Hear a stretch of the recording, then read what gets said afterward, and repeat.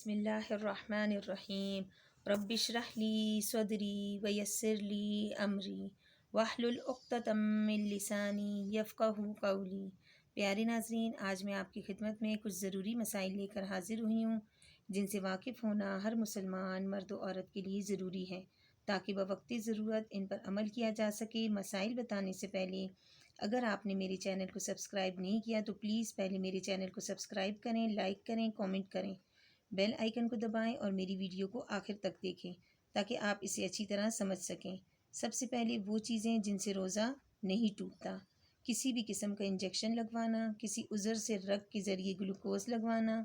سخت ضرورت کے وقت خون لگوانا، تھوک کا نگلنا، نکسیر پھوٹنا،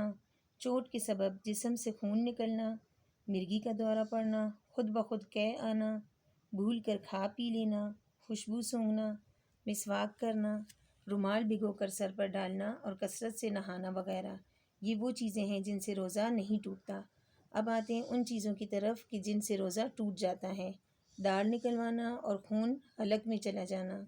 کسی مرض کی وجہ سے اتنا خون یا پیپ دانتوں سے نکل کر حلق میں چلا جانا، اس کی علامت یہ ہے کہ تھوک میں اس کا رنگ نظر آ جائے اور منہ میں ذائقہ محسوس ہو۔ انہیلر استعمال کرنا، قصداً منہ بھر کے قے کر لینا، حیض کا آنا، لوبان یا عود وغیرہ کا دھواں قصداً ناک یا حلق میں پہنچانا،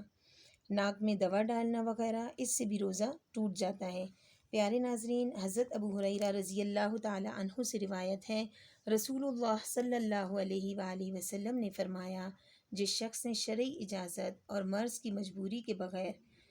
رمضان کا ایک روزہ چھوڑ دیا، اگر وہ ساری عمر بھی روزہ رکھے تب بھی اس کی قضا نہیں ہو سکتی۔ اس کے ساتھ ہی اجازت چاہتی ہوں۔ اللہ نگہبان۔